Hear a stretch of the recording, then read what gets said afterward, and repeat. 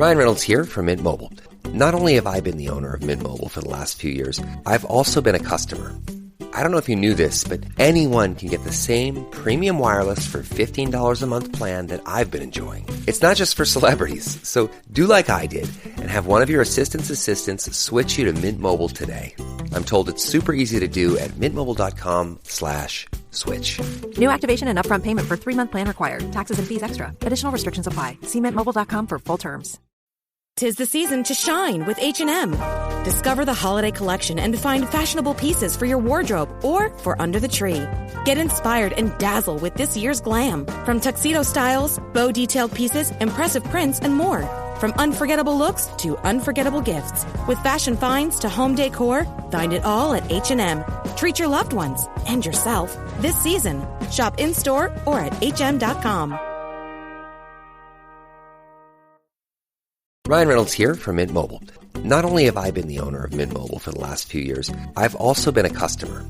I don't know if you knew this, but anyone can get the same premium wireless for $15 a month plan that I've been enjoying. It's not just for celebrities. So do like I did and have one of your assistants switch you to Mint Mobile today. I'm told it's super easy to do at mintmobile.com/switch. New activation and upfront payment for 3-month plan required. Taxes and fees extra. Additional restrictions apply. See mintmobile.com for full terms.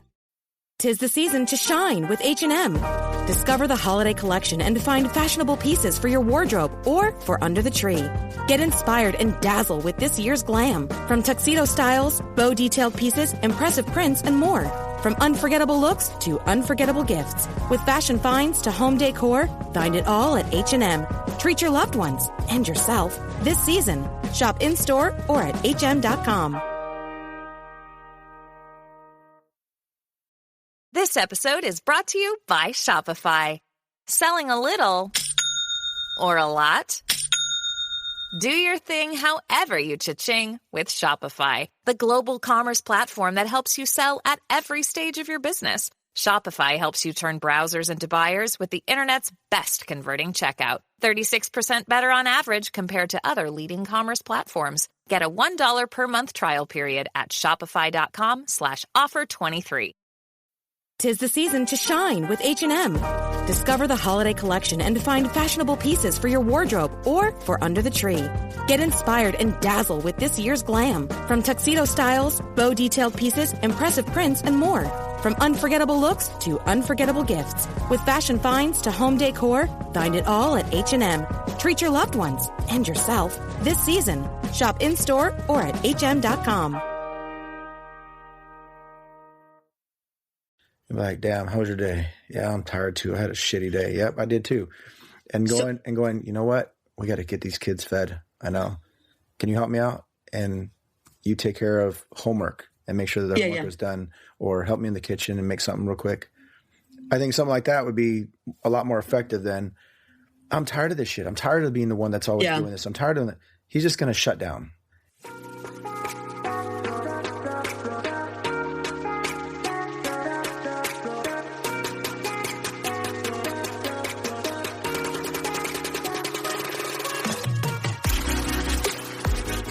Girl, imagine a life where you feel supported, connected, and understood. I get it. Being a mom is hard, especially when you're spinning so many plates. We exhaust ourselves trying to create the perfect life for our family. You deserve to enjoy your family without the stress perfectionism brings. On this podcast, I provide practical and relatable life experiences. I teach women quick and easy-to-use strategies to help them reclaim their identity, reignite their marriage, and enjoy their children. If you're ready to be challenged, then pull up a chair, grab pen and paper, because it's about to go down. I'm Veronica Cisneros, a licensed marriage and family therapist, and this is the Empowered and Unapologetic Podcast.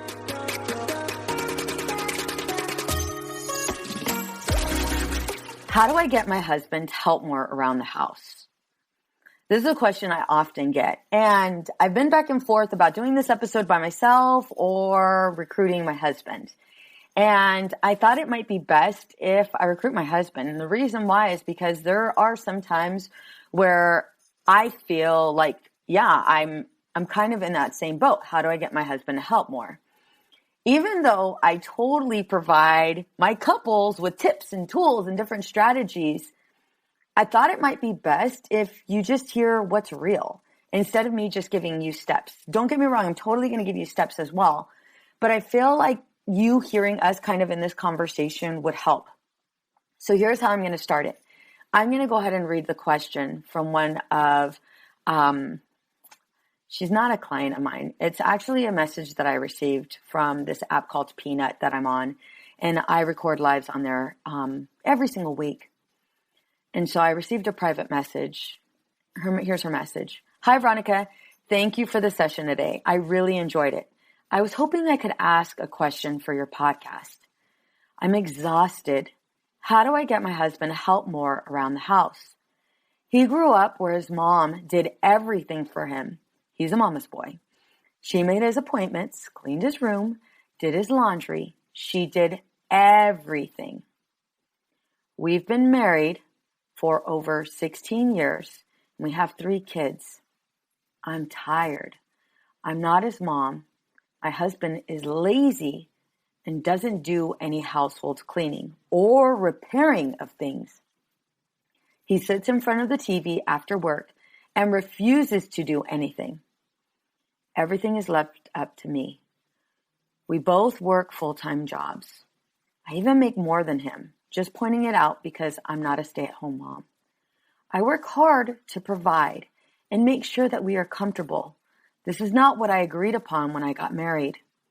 I wanted a partner, and he picks up no slack. It may seem trivial, but I'm exhausted, and it really makes me look at him differently. There's a lot of resentment here. Help. Any suggestions to get my husband to help? So I didn't give you guys all of her information, so she hasn't necessarily been married for 16 years, but I'm trying to make sure that I keep some level of confidence for her. And there's some things on here that I've changed. But for the most part, like I said, this is a common complaint I get. So Willie, I have my husband Willie on here. Willie, thank you so much for joining us. I'm glad to be here as a guest. So kind of listening to this, what comes up for you? Frustration. She's at her wit's end with her husband, just not willing to be a partner. Seems like a one-sided relationship where she's pulling all the weight. I think it doesn't hold any bearing to the argument or to her case, like bringing up that she makes more than him. I don't think that has anything to do with it. Although there may be some truth to that, just saying that, like, it doesn't justify his laziness of him. Like, I guess if he was the breadwinner working, a bunch of hours a week or whatever, that he would say, well, I'm tired, so that's why I'm not doing anything. Maybe that's why she brought it up. However, I think what's needed is that she communicate with her partner. Don't talk at him, talk with him. If he's unwilling, to hear what you have to say, then I would say that then at that point, then just, you need to just communicate in a way that it would be like, okay, I've tried over and over. And obviously you can hear, the frustration in communication when it goes from talking with to talking at. And I think if it reaches that point, then maybe he will open up his eyes and see that, we have 3 kids. I'm not going to be the one that's, despite how many hours she's working or how many hours he's working, this is a relationship. It's a shared marriage. It's not a one-sided marriage. I'm not married to myself. I'm not a single mother.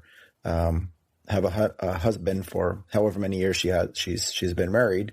And it's a partnership. So she needs to communicate that, hopefully effectively with her husband. And if he's not willing to do it, then just stop doing what you're doing. Stop doing the all the things, and let him do that and speak up for yourself, versus just continuing to kick rocks and be upset and yet you sound just tired and frustrated and ready to give up. So a couple things I'm getting from this is She said he's a mama's boy, right? I'm not sure if she's saying this to him or not, or if she's just kind of keeping it to herself. She mentioned being exhausted quite a bit in here. Another thing she mentioned, I'm going to make sure I share my screen so you and I can both look at it. But another thing she mentioned is, she's been married for a good amount of time. I'm not his mom. My husband is lazy and doesn't do any household cleaning or repairing of things. He sits in front of the TV after work and refuses to do anything.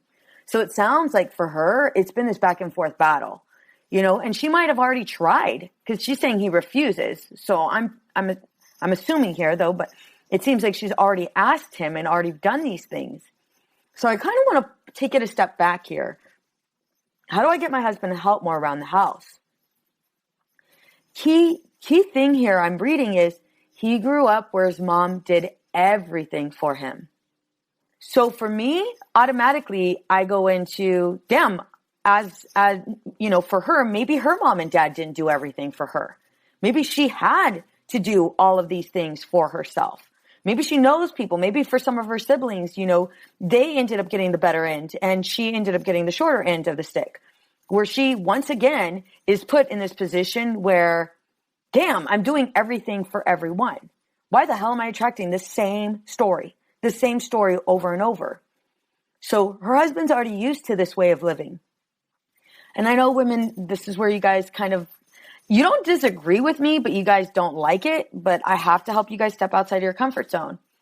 One question I have is, you've been married to him for so long. How have you been part of this dysfunction? What have you been doing to kind of give him, I don't want to say permission, but kind of the green light where he can just come home and watch TV and not have to repair things? How have you been a part of this dysfunctional pattern? And so let's say, I'm not saying you do this because you don't. You've been very, very good, at home with helping me around the house and even asking me, what things do I need?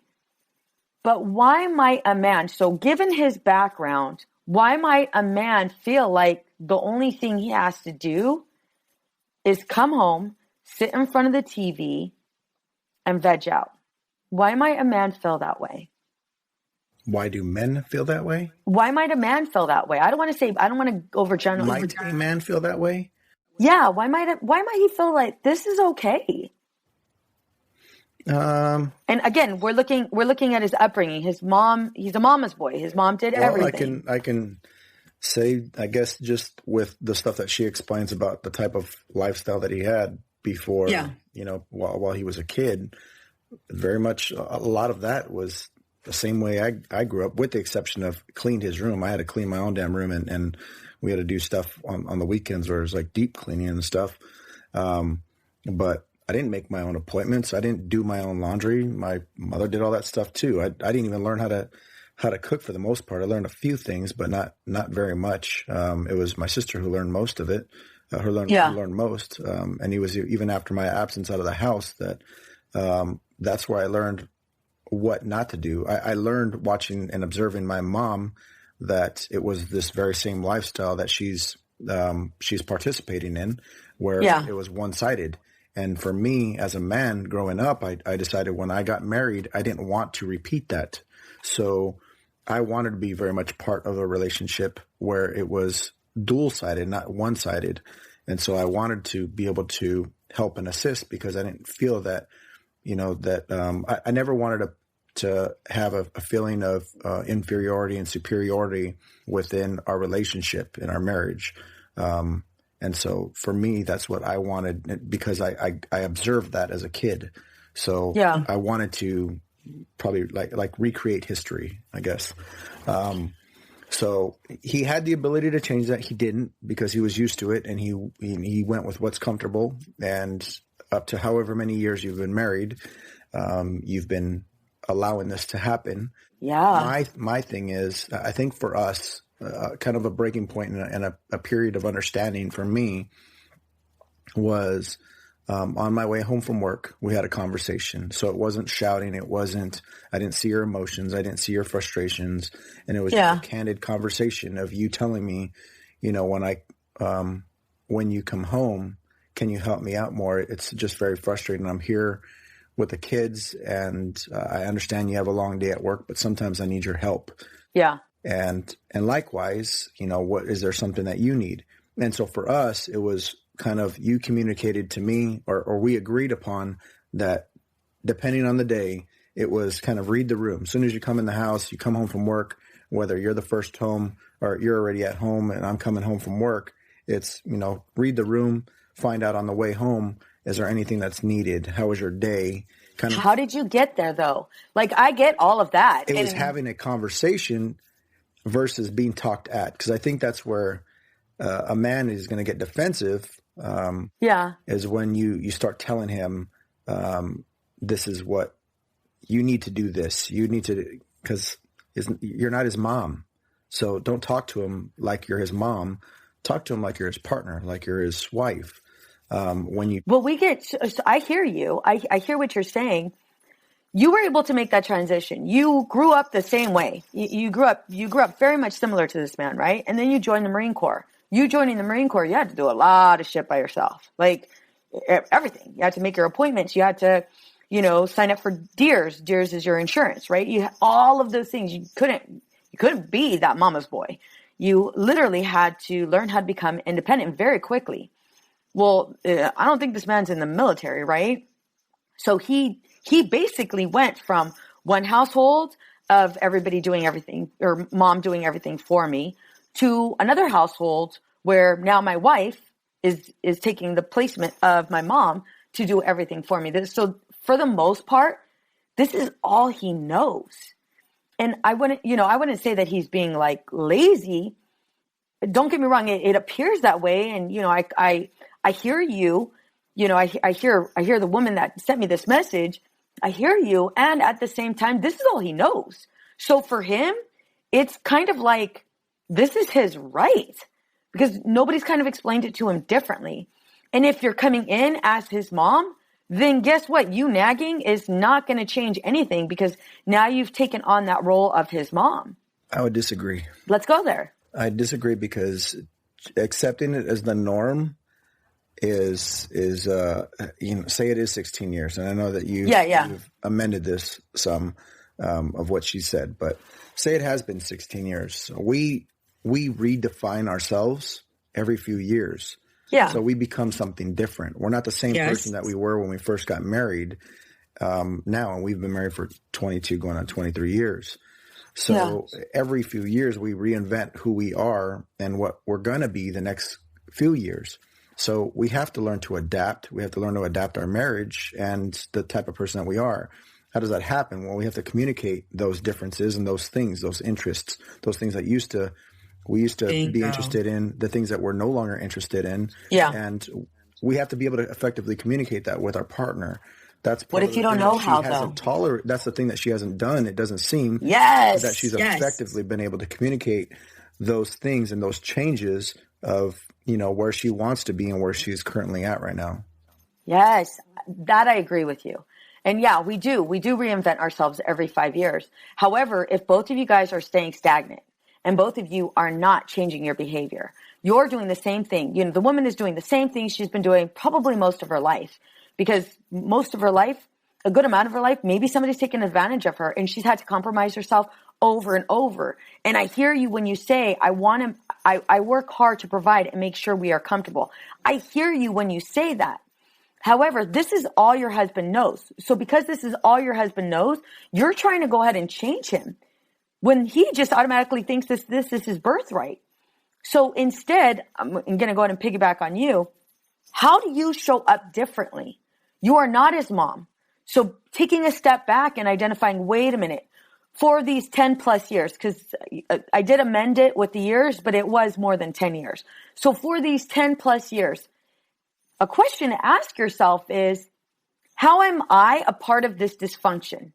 How am I a part of what he's doing? He's able to, the minute he comes home, he's able to walk through that door, sit his ass on the couch and veg out. How have I been a part of this dysfunction? Well, I've been a part of this dysfunction because, I'm going to give you some examples. I've been a part of this dysfunction because, I've yelled at him and I said, are you freaking kidding me? You're going to sit your ass on the couch again? You're not going to help me? Well, he's not trying to hear that. because he hasn't needed to. He hasn't needed to hear any of it. However, if you do approach him with, I'm exhausted, and I'm aware that you've been brought up where your mom has done things for you. I'm aware of that. And I'm also aware that I have also contributed in that same manner, where I took on more responsibilities than I could handle. And I am guilty of being so overwhelmed that instead of communicating with you, I've either nagged at you or yelled at you because I just didn't know any other way. All I've known is extremes. Either comply, please and appease, or yell and act based off of my impulses. But what I know for damn sure is I can't do this anymore. I feel so exhausted. What would that look like to you? If let's say if I was saying that to you, what would that look like to you? That you're exhausted. If you told me in the way that you're talking right now, not in a attack mode, then say it's on I think the part of it is the setting, it's the location. If I got kids running around, crazy things are happening, stuff is on the stove, TV is blaring, all those things are going to detract from being able to have an effective conversation. Yeah, you shut me down whenever that happens. Yes. I do the same thing though. Exactly.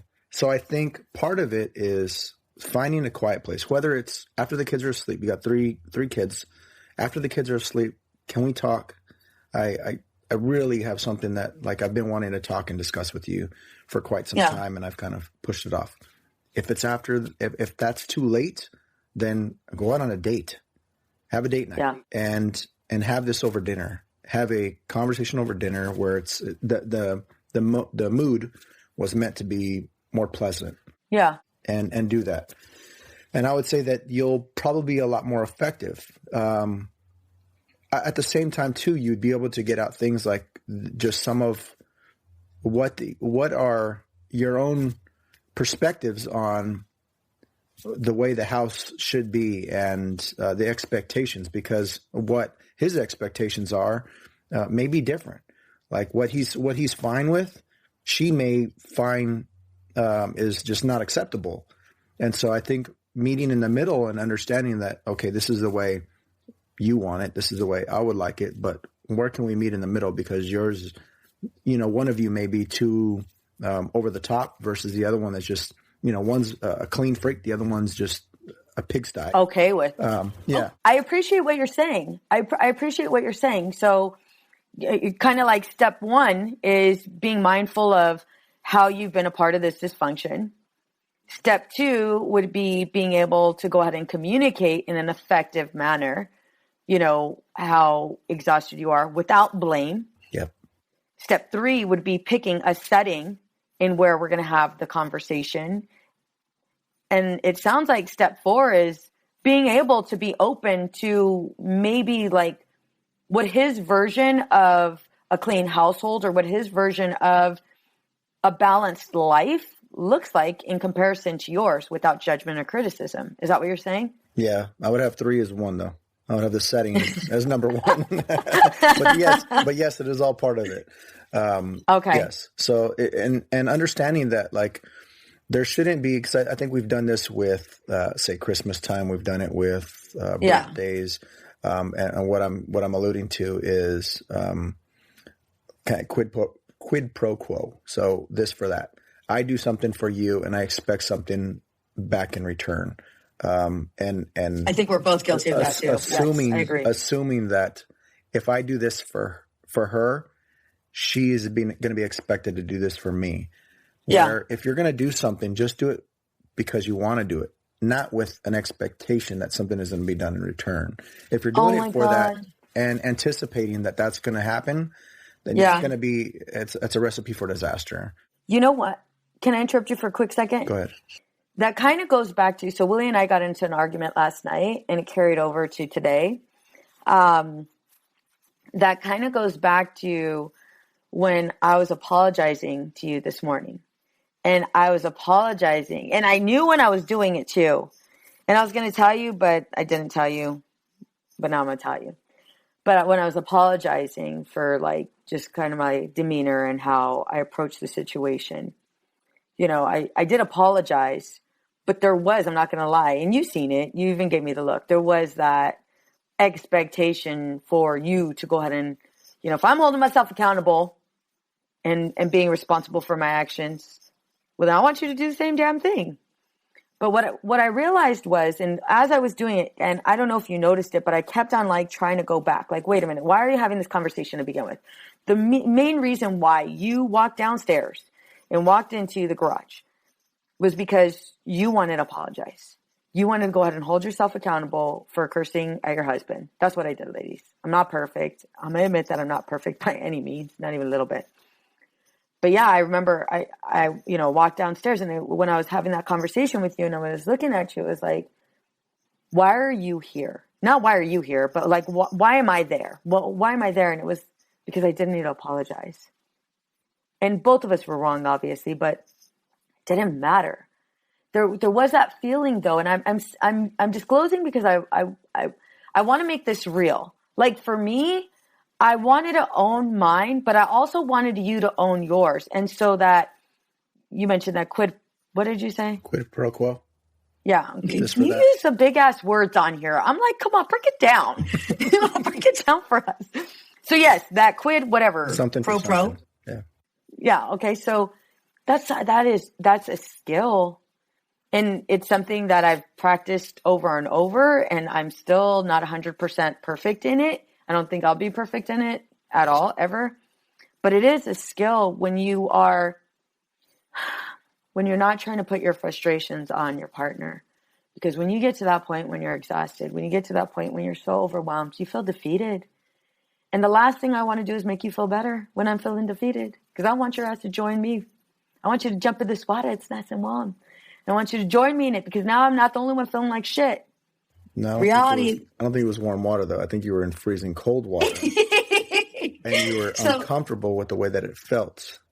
Well, I'm trying to convince you to jump in with me. You were saying, I need you to be in this cold ass water with me. Yes, but I'm telling you it's nice and warm. Exactly. So you're painting this picture of what it really isn't. Yes.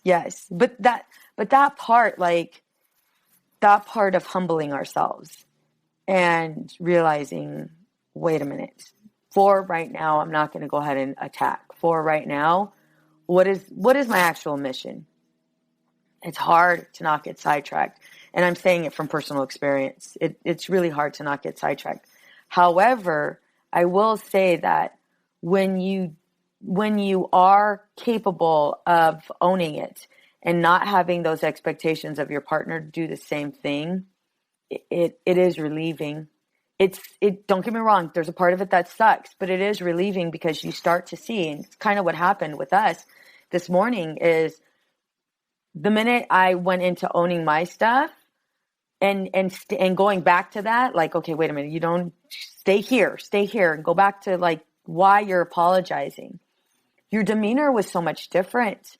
You were not so much on edge. You were not so much, because you go into like retract mode, and I don't want to say resistance. Yeah, sometimes resistance, but this morning it was more of like withdrawal and avoidance.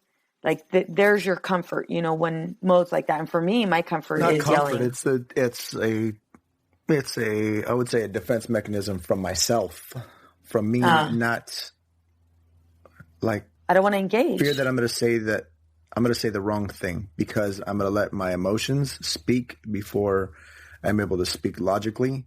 And so I remove myself in defense that I don't want to make matters worse than what they are, and say what's really on my mind right now. And it's really not what's on my mind. It's on my mind because I'm pissed off and upset. Yeah. But rather than being a child, I remove myself from the situation to cool down, to gather my thoughts and find out what is true. And then, okay, this is right. Okay. So this part I own. I'm wrong for this. I'm wrong for this. Now I can go in and I can have a reasonable conversation and say what I'm sorry for. If I'm sorry for anything, if I have nothing to be sorry for, then why apologize? That's part of the problem that guys do too, I would say. And I've heard it before from guys that they apologize because they just don't want to have don't want to see a woman or their partner, their spouse, their love, whatever, crying and upset. Yeah. And so sometimes they apologize.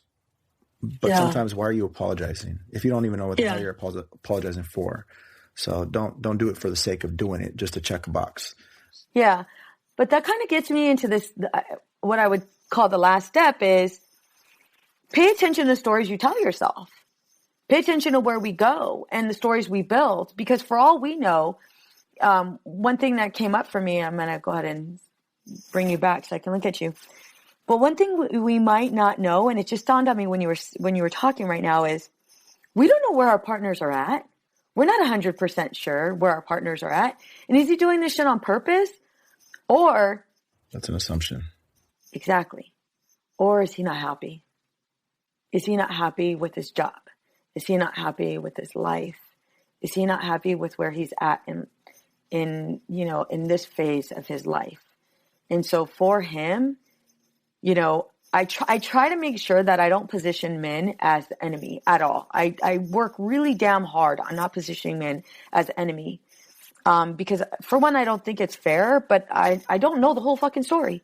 I only know the question that she's giving me. I don't know all of it. So I don't ever want anybody, if her husband's listening to it, I don't want him to feel like I'm taking sides and this is a male bashing podcast, because it's not.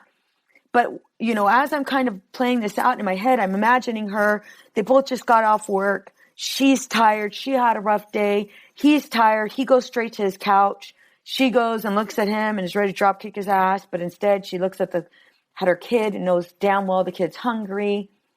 House needs to be cleaned. And she gets up and she just does the work. She cooks. But they're both struggling with something. She's probably struggling with lack of confidence, inability to communicate, right? And low self-worth. He's probably struggling with the same thing. So we have two people that are struggling with some of these issues, and they're both suffering silently, and it's impacting their marriage. But at some point though, she's the one who is giving in. She's the one who's compromising herself. Yes. Who's giving in. Yes. And who's saying, he's not going to do it. One of us has to. I guess I'm going to do it, and I'm going to be pissed off about it. And I'm not going to share that I'm pissed off about it. And when I do share that I'm pissed off, it's going to be childlike. I'm just going to be complaining and whining, and that's the way he's going to take it. And then it's going to happen and repeat over and over and over again. Yeah. Why doesn't she just sit down on another couch and show that she's upset too, or tired and exhausted as well? And be like, damn, how was your day? Yeah, I'm tired too. I had a shitty day. Yep, I did too. And going, you know what? We got to get these kids fed. I know. Can you help me out? And you take care of homework and make sure that the homework is done, or help me in the kitchen and make something real quick. I think something like that would be a lot more effective than, I'm tired of this shit. I'm tired of being the one that's always doing this. I'm tired of it. He's just going to shut down. You said that he was a mama's boy. He probably shut stuff down like that and thought to himself, you're not my mom. And he's going to shut down. Yeah. Or my mom used to do this shit too, and guess what? I completely zoned out. And then when she was done, she just went and folded my clothes or cleaned up the house. She did the shit anyway. So I've learned to just zone out. Another compelling thing that you said, and so I was looking up what does Google say about this, just to kind of see like what feedback Google or whoever is giving. A couple of things that were on here. Do not do this. Do not do this unless you want to play games with your marriage. And I'm gonna say I do not advise that at all. A couple of things Google said was, play up his strengths. You might be so pissed off at him, the last thing you want to do is boost him up. Another thing Google said was flash him the look. That doesn't work. Give him an ultimatum. Hell no. You give him any of those things, guess what? Same thing's going to happen. You guys are going to be playing back and forth, and it's not going to work. It's not going to work.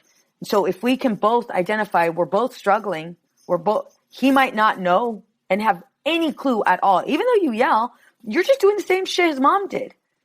So it sounds like what you're saying, babe, is it sounds like it's time to do something different. Yes. It's time to share the responsibilities and Do being the open opposite and of all those honest. things. Yeah, exactly. And being honest with, hey, you know what? I'm not going to be able to do the laundry. I'm not going to be able to do the laundry. And so if you want to hire somebody, let's hire somebody. If you're open to doing it, let's do it. You know, if you want to get the kids involved, let's do it. But I don't have the bandwidth to do it all. And setting that boundary and not doing it, right? Yeah. I think if you have kids that are even toddler age, Hell yeah. the toddler age, they can put their damn toys away. Hell yeah, they can. Learn responsibility at a young age. Use the kids to help you with the problems that you're having in the house. If like having a clean house is part of the issue, well, don't let the kid. I mean, if you're doing it with your husband, you're probably doing it with your kids too, and letting them get off the hook. Hold them accountable as well. Have them, work for some of the things instead of like I hear some households that give allowance. Instead of giving them allowance, give them commission. Let them learn the value of money and work for some of the things and the responsibilities that you're having that you're exhausted with. So have them share some of these responsibilities too, instead of just your husband. So it'll take some of the problems off not only your plate but also his plate as well. Bingo. Remember Brooklyn when she was? We have a video of it. I think it's on Facebook. There's a video of Brooklyn. She was still in her. It was a crib that we took off the crib part that we took off the. And it was one of those all-in-ones. Made it into a daybed. It was a made it into the daybed. Yeah. Yes, the 3-in-1. Damn, that was a long ass time ago. Anyway, so yeah, she had one of those, and we turned her crib into a daybed, and we have a video of her. Again, she just started to walk, and there's a video of her. You know, she had a little bit of a little basket of her clothes. She put her clothes on her bed, and she was folding her clothes. And she was putting them inside of her drawers. Remember that one? Mm-hmm. Remember her room was like, you had painted it with the pink, the white, and the green. I think that's, yeah. But yeah, there was like literally a video of Brooklyn, like could barely walk, can't really talk. But there she was folding up her clothes. Mind you, she didn't fold like maybe you and I would fold. You know, there was a couple of them rolled up. However, just kind of watching that video, I'm so thankful that we did that, because even now, don't get me wrong, our girls will complain like no other and fight like no other. However, they will get it done. They will get it done. We do have to follow up with them. This is an argument, one of the arguments you and I have. We do have to follow up with them, but they do. They will clean up the kitchen, they will tend to feeding the dog or tend to the laundry or whatever the hell it is. But they will do those things because you and I are very, very busy. And it is important that they're a part of the family household chores. And for you as a husband, what is that like with like having full involvement of the whole family? How does that help you and I in our relationship? I think, I don't say it's helpful. I mean, it's helpful that you're willing to assist and to help out. That's helpful. But the kids helping us, how does that help our relationship? How does that increase or strengthen me and your bond? It helps out insurmountably because you have them now taking care of some of the responsibilities that we would typically take on our own. It would be part of our plate. There's only 24 hours in a day, and you only have a few hours, sometimes depending on what your work life is like. When you get home, you only have a few hours to appreciate one another and to get home and get some FaceTime with the family. So anytime that you can delegate some of those responsibilities to the kids and say like some of the things that would be perceived as adult-like tasks, such as like washing dishes and putting dishes away. I mean, we got our oldest one now, our second oldest one, who's in high school, doing that and as a responsibility. And then the youngest one of them all, putting those things away. So, doing those things and just making it where it is a responsibility of theirs. So you got enough on your plate as a parent, as a wife, a husband, that sometimes it's not enough. And the kids could see it. They could feel it too when you're frustrated, when you're at your wit's end. It's only a matter of time before you snap on them too. So, learn to share the responsibilities throughout the household. Yeah, I agree. Any final words for this this beautiful woman who sent us this message? I just hope that the words that we shared, it's not the way, it's a way. You're going to have to see what helps and what's, your husband, what makes him tick, what is he motivated by, and finding the proper way to be able to communicate. There has to be a time where you did say something and he heard you. He heard every single word that you had to say. And learning what that's like. And then being able to share this frustration, this thing that you have, this thorn in your side in your relationship, and figuring that out. It's only going to make you stronger and better. We're adaptive human beings. We adapt all the time. So learning to adapt in your marriage is what's going to strengthen your marriage, and hopefully propel you in the proper direction. So I hope that whatever we have, there was some type of nugget of information that we gave you that is going to help you grow and learn in your own marriage and relationship. Yeah, I agree. I ditto. All right, babe. Well, I'm gonna see you in a couple minutes. All right. Thank you so much for jumping on. I'm literally in my office right now, and I read. I was going through your guys' questions that you send me on Instagram, on Peanuts, on Facebook, and I called Willie and I was like, babe, would you mind recording this episode with me? And he's like, I'm not even dressed. I'm like, nobody cares. Nobody's going to look at you. I'm going to look at you, but nobody else is going to look at you. And so I'm very thankful that you jumped on here just to help us out, because a good amount of us get stuck. And this is, like I said, this is a common question I get over and over and over again. So thank you so much. I love you. You're welcome. Love you too. All right. I'll see you soon. Bye. Bye.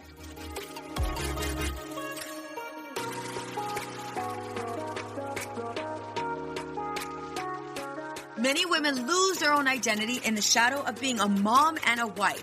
We are a community of women who support each other. We leave perfectionism behind to become empowered and unapologetic. I want to personally invite you to join our Girl Gang. It's a free Facebook community for women just like you. Go to www.facebook.com/groups/empowered and unapologetic. See you there.